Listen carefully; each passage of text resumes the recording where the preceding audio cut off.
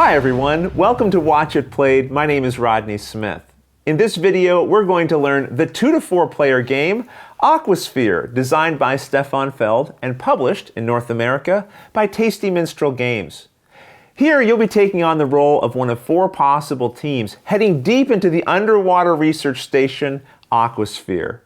And there you'll be using your collection of robots to perform a multitude of tasks. You'll be collecting crystals, deploying submarines, expanding your lab, and fending off the encroaching octopods, all in your effort to gain the most knowledge. Speaking of knowledge, join me at the table and let's learn how to play. We'll begin the setup by putting the 2 pieces of the headquarters together. These are the programming cards. You'll shuffle them up and then deal out a deck of 4 of them, returning the rest to the box. These are the programming tiles, and you're going to arrange them in the headquarters the same way they're shown here on the top card of the programming deck.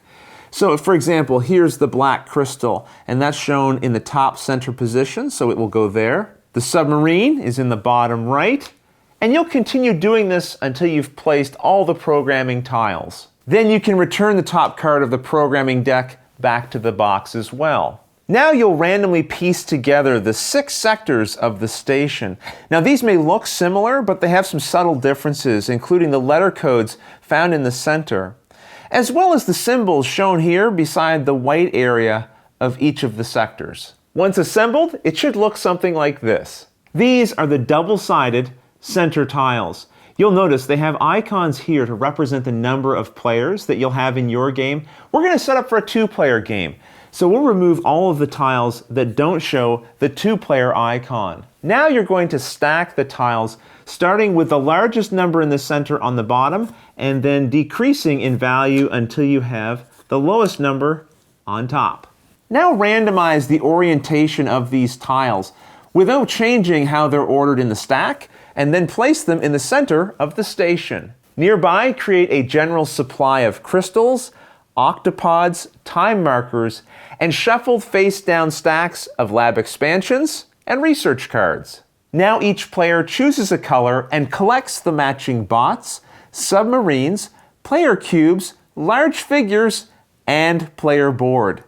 Fill these spaces marked 1 to 14 with your bots, and these spaces below them with your submarines. You will have some remaining pieces, and we'll see where those go in a moment. I'm going to use the red and blue pieces for the 2 players in this video.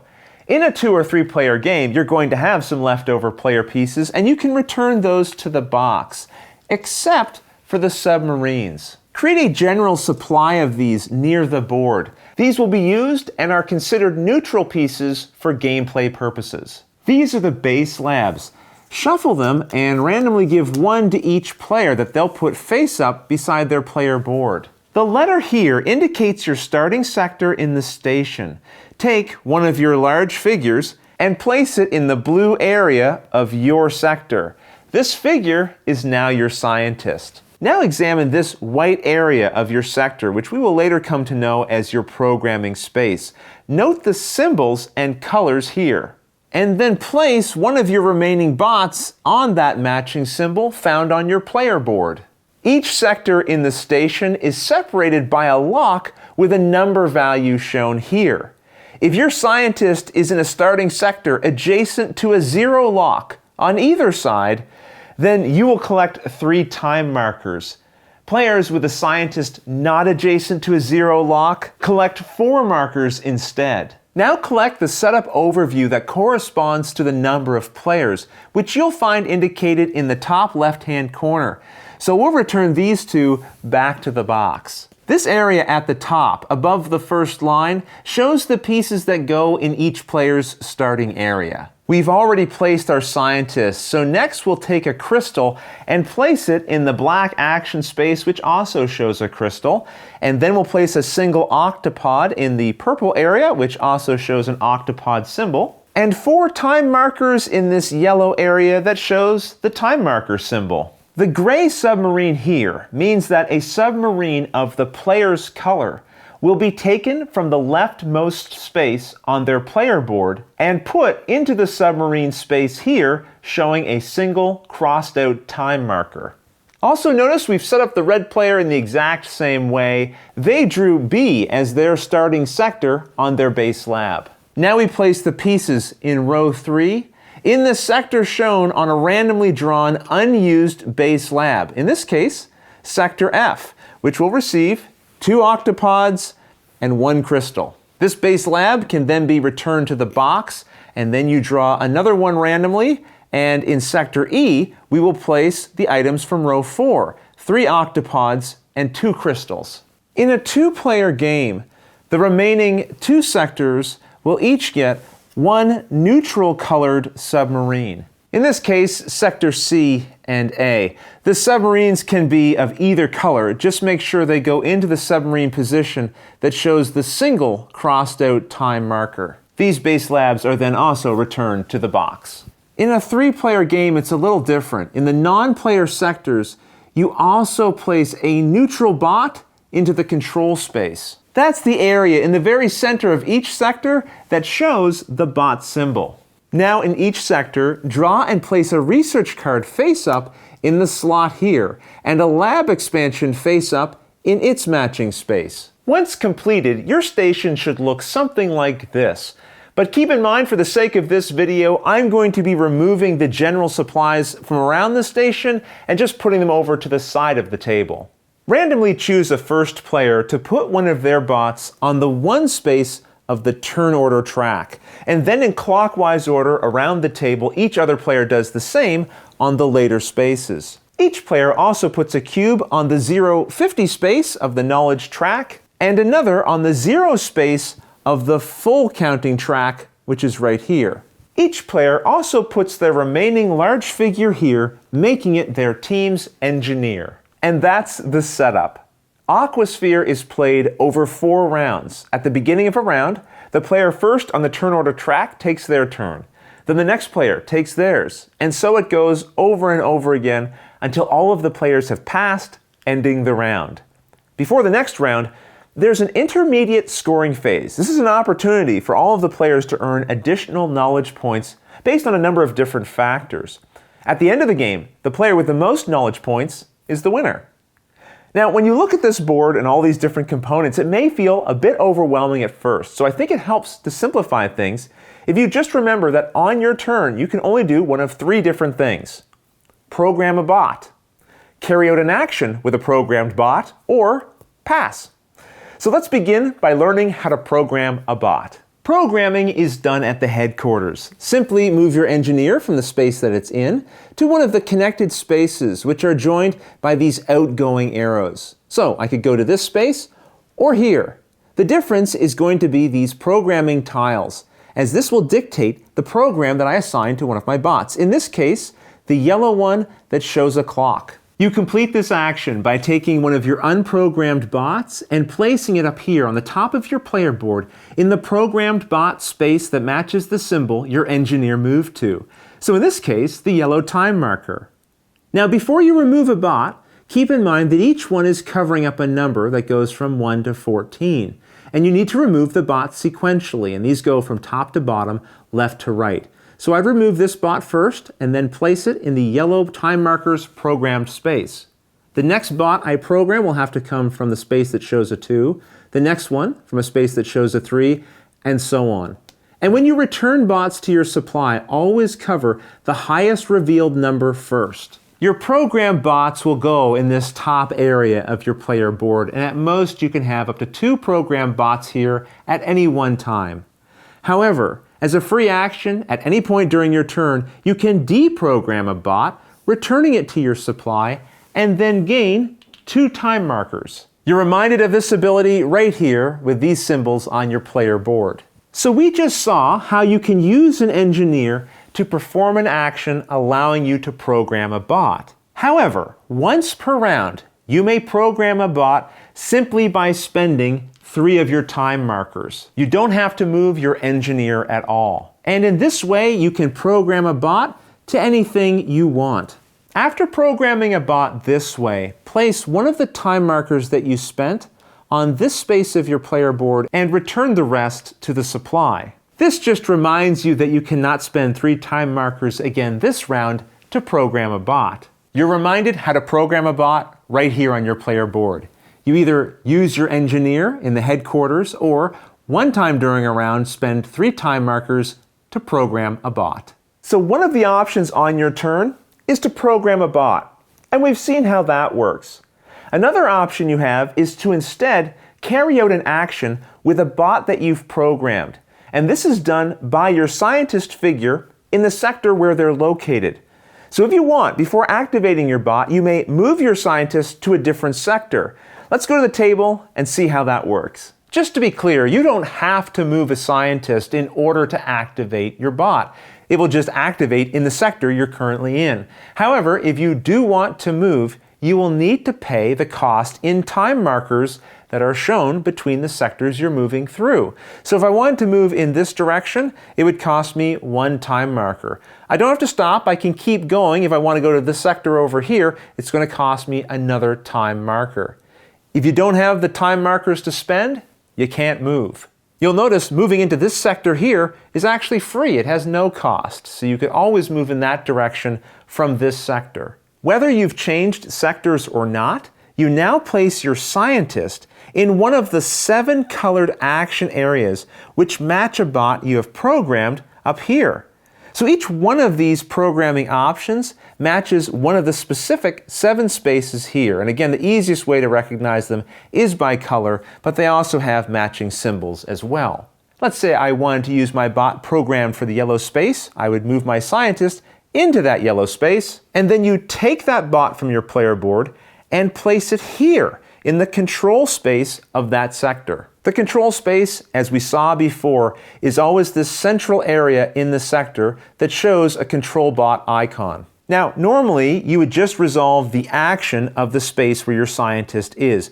But let's first look at what happens if there's already a bot in the control space when you want to place a new one there. Let's pretend for a moment that the red scientist had come into this sector and they'd placed their scientist here taking this action. Remember, no matter which action you take, the programmed bot always goes to the control space. So now it's the blue player's turn and they move their scientist into this sector, which is going to cost them 1 time marker, and then place their scientist into the yellow space because they have a yellow programmed bot, which will now go into the control space, pushing the old bot out and down into this area known as the loading station. Depending on the number of players, each loading station can hold a certain number of bots. For example, in a 2-player game, you would only get to use these 2 spaces. In a 3-player game, you would get these 2 spaces plus these 2, and in a 4-player game, you could use all 5 spaces. So we'll place this bot in this space, knowing that we have room for 1 more bot in the loading station. Let's pretend, for the sake of this example, that the blue player took another action in this sector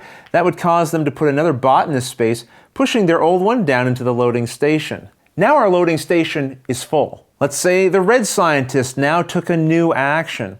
Anytime you would try to add a new bot to a loading station and it would exceed the capacity, all players remove all of their bots except for 1. So in this case, the red player would leave their bot there and the blue player would have to take one of their bots back. The returned bot is placed in that player's supply of unprogrammed bots. And just to be clear, unlike when you willingly return a bot from the program area and get 2 time markers, bots that are returned from the loading station do not gain time markers. So let's recap how to carry out an action with a programmed bot. First, you may move your scientist to any sector, assuming you have the time markers to pay to get there. Then you place your scientist in one of the 7 colored action spaces that matches one of the colors of your programmed bots. You then take that programmed bot, put it in the control space.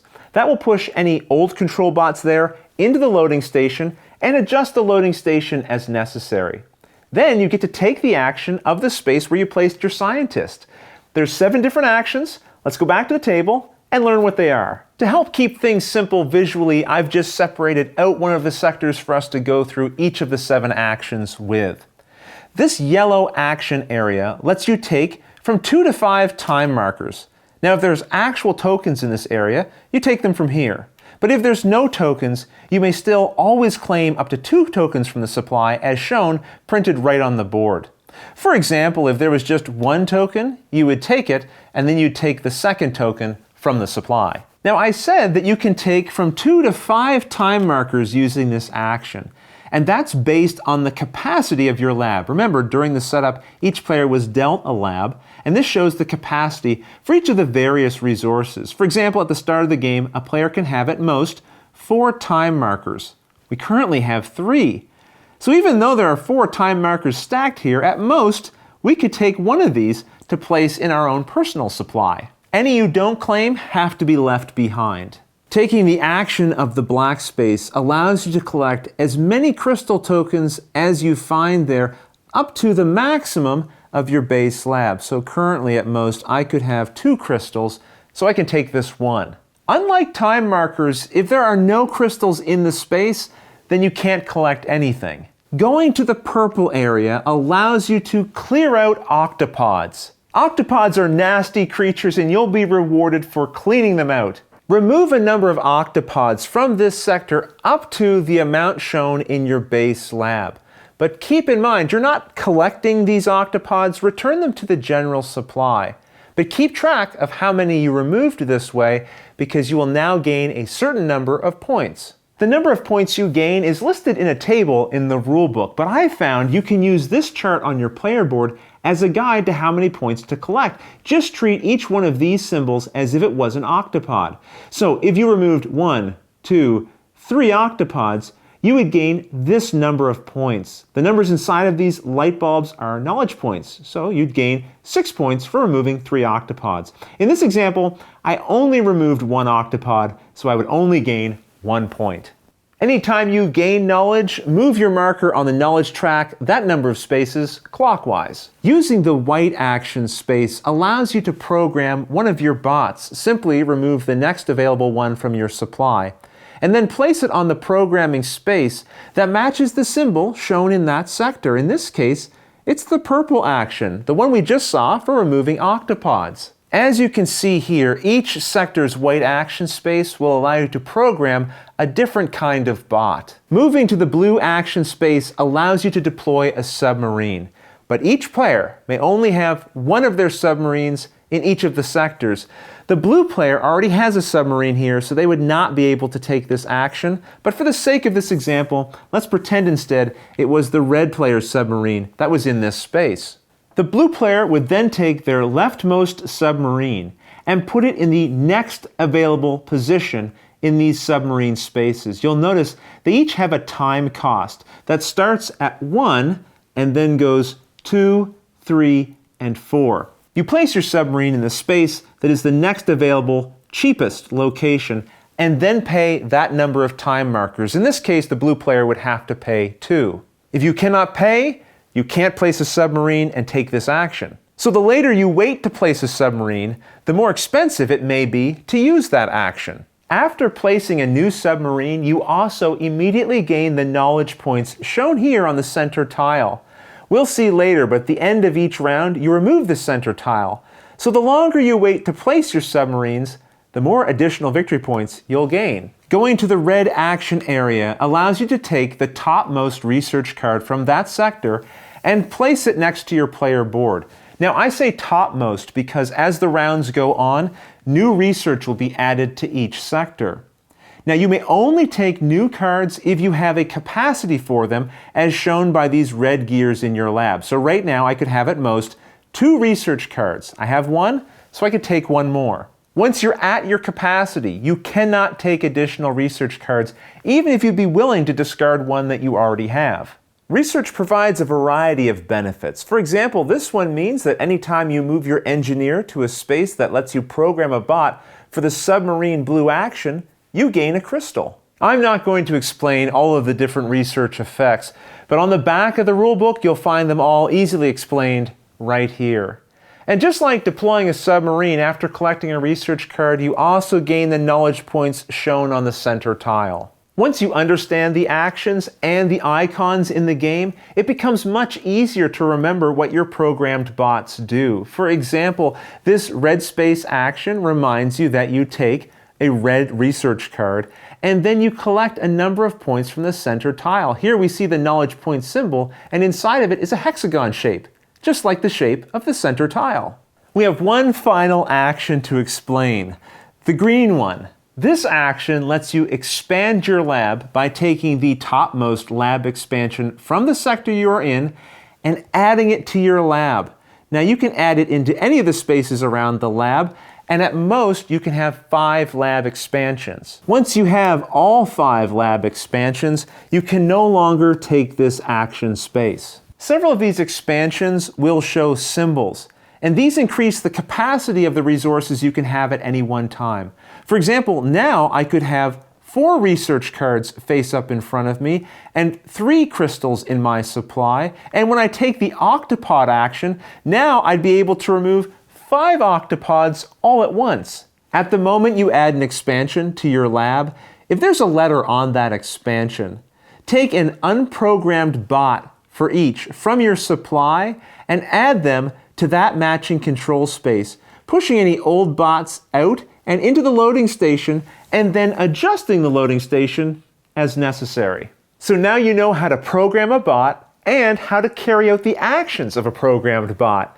The third option on your turn is to pass. Although you can pass at any point during the round, there's no advantage to passing before your engineer reaches the top row of the headquarters. Then when you want to pass, move your engineer to the first available space on the pass order track. Once all of the players have passed, the round is over. At the end of every round, even the last one, there's a phase called intermediate scoring. Let's take a look at how that works. First, if you have a time marker here, return it to the general supply, and then collect 1 time marker for each of their symbols shown here. That's where your submarines were. So that means the more submarines that you deploy, the more time markers you'll collect between rounds. However, you still need to respect the limits of your base's capacity. If you have any research cards with the pause symbol, these can be used during the intermediate phase.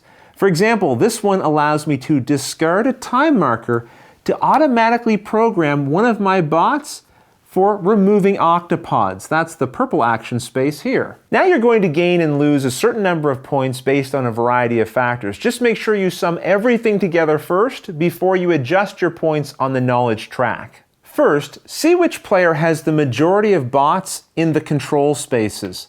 That player receives 6 points. If 2 or more are tied for the most bots, they get 3 points each. Now each player gains points based on the highest value exposed here in their unprogrammed bot area.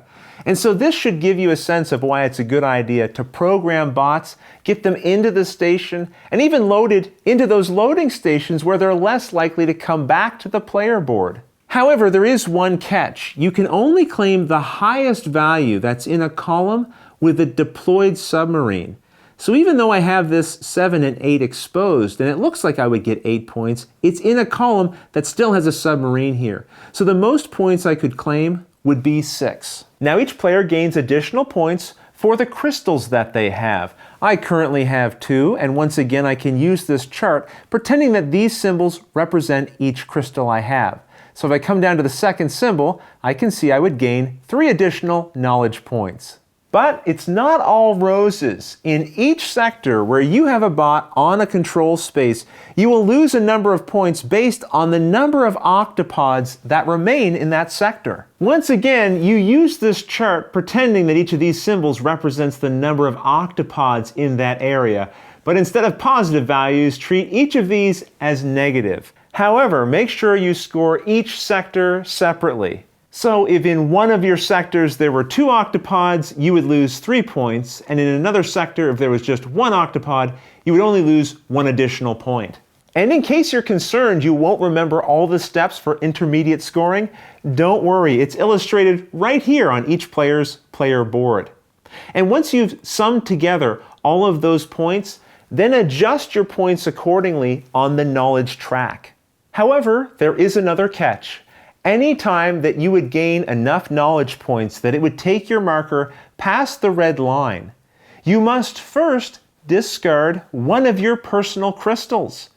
If and only if you do not have a crystal to remove, then you may instead return one of your programmed bots to your supply in order to satisfy this condition and continue collecting your points. But if you can't pay a crystal and you do not have a bot to return, then you must stop at the red line, losing any additional points that you were owed. And I should mention, when you return a bot to satisfy this condition, you do not gain any time markers. On the other hand, there is one piece of good news. Once you get on the other side of a red line, should you lose points, you can never lose points that would take you back over the red line, and you will stop in that position. Anytime a player gains enough points that they make a full rotation on the knowledge track, they then advance one space on the full circle track. Now players prepare for the next round, first by returning any time markers still in the station back to the supply. Then draw a new research and lab expansion for each sector, putting it on top of previous ones if necessary. Now using the center tile, place the indicated items in their adjacent sectors. So for this sector, we place 5 time markers and 1 octopod. Any gray items on the center tile represent the neutral colors. So when it comes to submarines, like this one, remember you can never have more than 1 of each color in a single sector. So let's say there was already one of these neutral yellow submarines here. When placing a neutral submarine in this sector, we would have to place one of the white ones. If you needed to place a neutral submarine and both of the types were already there, then instead place your neutral submarine in the next available sector going in clockwise order. Once you've placed all of the items on the center tile, return it to the box. Now move the tokens on the play order track so that they match the order of the tokens on the pass order track. This creates the new turn order for the next round. Then players return their engineers to the starting space of the headquarters and rearrange the programming tiles so that they match the symbols shown on the programming tile card. Once the tokens have been arranged, then remove the top programming card and place it back in the box. And so this is the pattern you repeat for each round. Play another round, do intermediate scoring, set up for the next round, and so it goes. At the end of the 4th round, you will have another intermediate scoring phase, and then final scoring. For final scoring, each player will get a number of points based on what is illustrated in this area of your player board. First, I'll gain points for the number of unique letters in my lab. I have 6 letters here, but only 4 of them are unique, so counting 1, 2, 3, 4, I'll gain 10 points. You also gain 1 point for every time marker you still have, so 2 points in this case. And if you've deployed all 6 of your submarines, you gain 5 points. So the blue player, in this case, would not gain the 5 points because they only deployed 2 of their submarines. And if the player has fully completed their lab, that is, if it's a complete circle, they'll gain 5 additional points. When gaining points for final scoring, you do not have to pay crystals or programmed bots in order to cross the red lines. The player with the most points is the winner. Now, if there's a tie for most points, the tied player with the most bots on control spaces wins. If there's still a tie, the tied player with the most crystals wins. If there's still a tie, share the victory. And that's everything you need to know to play AquaSphere. Now, if you have any questions at all, don't hesitate to put them in the comments below, and I'll gladly answer them as soon as I get a chance. And stick around, because in a future episode, although I won't be doing a full playthrough of AquaSphere, I'd like to show you a sample couple of turns so you get a sense of how the game is played and how all these rules come together to create the gameplay experience. But until the next episode, thanks for watching.